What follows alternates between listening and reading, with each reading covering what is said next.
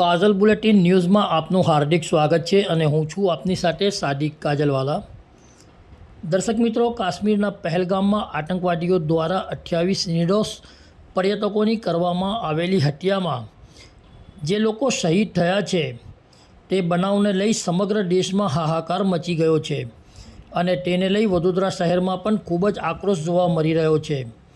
આજે તેઓને શ્રદ્ધાંજલિ અર્પણ કરવા માટે નાગરવાડા 4 રસ્તા પાસે આજે સાંજે 7 વાગ્યાના સુમારે એક શ્રદ્ધાંજલિનું કાર્યક્રમનું આયોજન કરવામાં આવ્યું હતું, જેમાં મોટી સંખ્યામાં નાગરિકો ઉપસ્થિત રહ્યા હતા।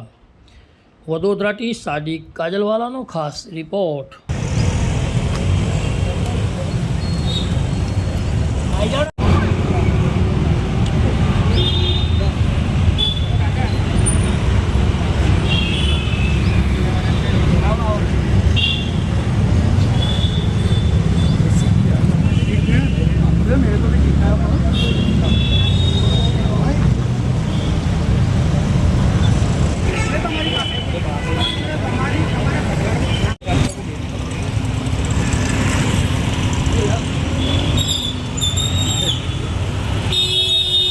બાપુ, આજે શ્રદ્ધાંજલિનો કાર્યક્રમ રાખવામાં આવ્યો છે, શું કહેશો?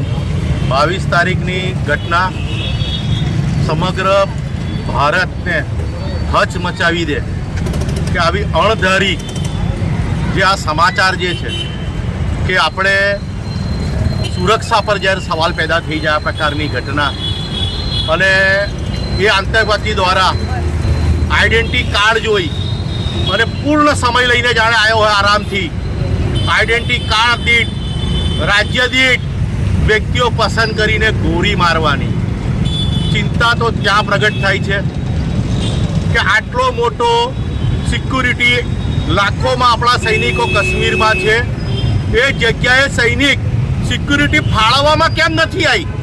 બીજું એને જે આઈડેન્ટિટી કાર્ડ વેરિફિકેશન કરીને ગોળીઓ મારી છે, ખૂબ લાંબો સમય લીધો છે। તો ખૂબ જ ચિંતા પ્રગટાવે એવી છે કે જ્યારે આપણે સુરક્ષિતની વાતો કરતા હોય અને જ્યારે સુરક્ષાની ગેરંટી આપી હોય ત્યારે સહેલાણીઓ ફરવા જતા હોય તો આ સમગ્ર ભારત સાથે વિશ્વાસઘાત કહેવાય કે આપણે સુરક્ષિત નથી રહ્યા। અને આજે તમે જુઓ છો કે સુરત, અમદાવાદ આજે ગેર હિન્દુસ્તાની એટલે કે બાંગ્લાદેશીથી લઈને જે શોધવામાં આવી રહ્યા છે, તો આવી ઘટના થયા પછી સરકાર એક્શન લે છે, આ ચિંતાનો વિષય છે। બીજું, તમે કોઈ જગ્યાએ 1500 પકડ્યા, કોઈ 1000 પકડ્યા, 500 પકડ્યા, તો તમે એના જે વેરિફિકેશન કરશો ડોક્યુમેન્ટ એ 2 કલાકમાં વેરિફિકેશન થઈ જશે? કોઈ બી ડોક્યુમેન્ટ વેરિફિકેશન કરતાં કમસે કમ 5 દાડા, 7 દાડા, 10 દિવસ થાય, તો એટલા દિવસ તમે એમને રાશન પાણી ખવડાવી શકશો? આ ઘણી બધી આપણે એક્ટિવ થવાની જરૂર છે। પોલીસ તો આપણા રક્ષક છે, પોલીસને આપણે મદદ કરવી પડશે। એરિયામાં આપણને કોઈ શંકાસ્પદ એવા લાગે, પોલીસને આપણે ઇન્ફોર્મેશન આપવી જોઈએ, પોલીસને મદદરૂપ થવું જોઈએ।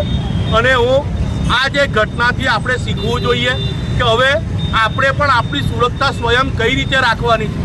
માટે અમે આગામી દિવસોમાં અમે કરણી સેના માંગણી કરવાના છે કે અમને હવે હથિયારની પરમિશન આપો, કારણ કે આ હથિયાર વગર ગયા હતા, આઈડેન્ટિફિકેશન પૂછીને ગોળી મારવામાં આવી છે।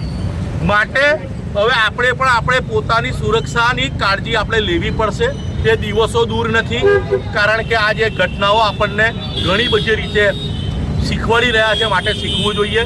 અને જે મૃતકોના 2628 થયા સાંભળવામાં આવ્યું છે, તે માટે આપણે સૌ દિલથી અમને આત્માને શાંતિ મળે અને આગામી દિવસો આપણા માટે સૌ સુખદ રહે, એ જ અપેક્ષા સાથે હું મહેન્દ્રસિંહ રાઠોડ। બાપુ, એવું નથી લાગતું કે સુરક્ષા એજન્સીઓમાં કંઈક ચૂક થઈ હોય? એમ એણે આઈડેન્ટિટી કાર્ડ જોઈ જોઈને એટલે એને ફિક્સ ટાર્ગેટ આપવામાં આવ્યો હતો, તારે આ વ્યક્તિને મારવાના છે, કારણ આતંકવાદી આવે ને તો ટાર્ગેટ હોય। AK-47 લઈને આવ્યો હતો, એ 150-200 ને બી ગોળી મારી શકતો હતો, એટલે એને આઈડેન્ટિટી વિચારો કે આ શું સૂચન છે, આ શું સૂચવી રહ્યું છે, શું આપણી સુરક્ષા એજન્સીમાં ખામી છે? આ પ્રી પ્લાનિંગ જે આ ઘટના ઘટિત કરવામાં આવી આખા ભારતને હચમચાઈ મૂકે, તો એ શું સંદેશો આપવા માંગે છે એ ઘટના કરનાર? ખૂબ જ તપાસનો વિષય છે અને સમગ્ર ભારતીયોએ આ બાબતે ચિંતા પ્રગટ કરીને ગંભીર થવું જોઈએ, કારણ કે આ રીતે इरादापूर्वक जो सिक्योरिटी मिस्टेक थी हो तो आ सौ माटे विचारवानो विषय है।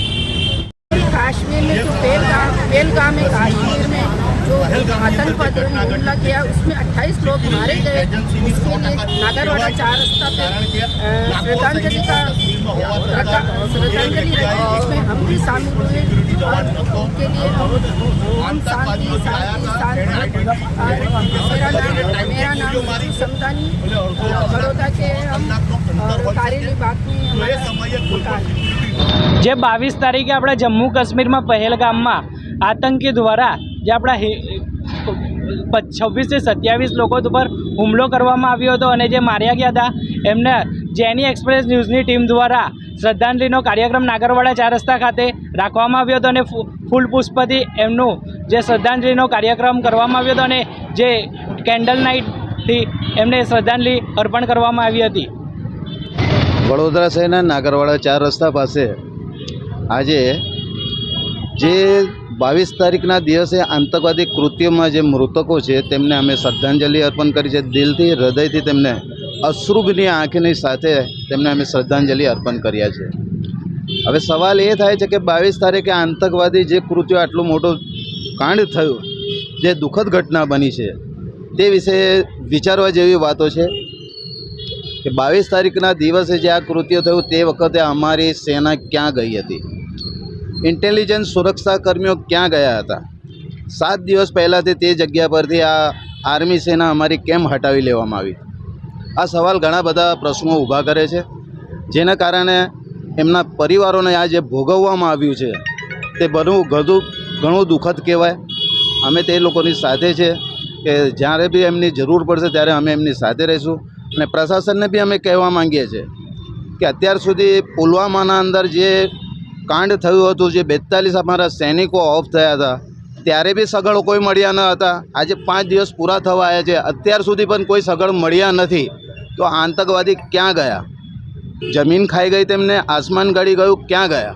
તો તેની સંપૂર્ણ તપાસ થવી જોઈએ એવી અમારી તમામ એસોસિએશનના કમિટી મેમ્બરો દ્વારા એમની માંગ છે। इस वीडियो को लाइक करें, हमारे चैनल को सब्सक्राइब कर बेल आइकन जरूर प्रेस करें